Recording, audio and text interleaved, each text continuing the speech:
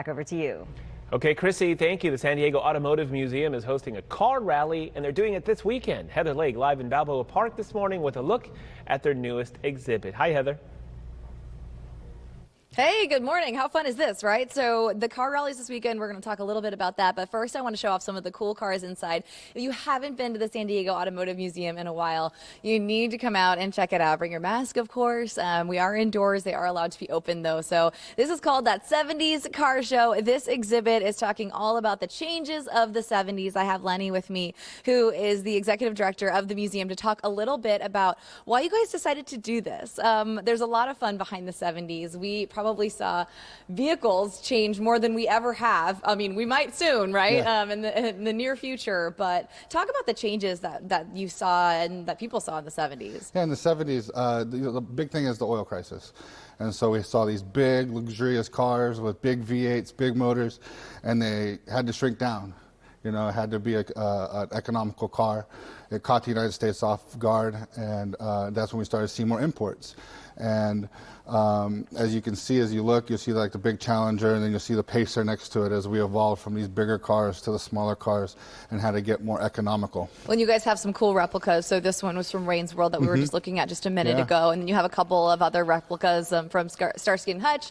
This behind me, one of my favorites. I think if I live in San Diego for one more year, I'm probably going to need to acquire one or find a VW bus somewhere because it just feels so perfect. Tell me a little bit about this one specifically. Yeah, the VW Bug. It's a great, fun car, like you're saying. It's iconic, I think, to California. In the 1970s, you could probably pick one up for $4,000, and if you want to pick up this one or one similar to it, you're probably going to shop anywhere between $90,000 and $100,000 now. Holy cow. And I know a lot of locals have worked on restoring these quite a bit, and they kind of hold on to them for a while because they do obviously retain and grow in value. But when we go back to the studio, which we are right now, we're going to talk a little bit in the next hour about how there is a car here that is for auction that you can still be a part of. There's a lot of fundraising happening with a lot of the museums in Balboa Park, this being one of them.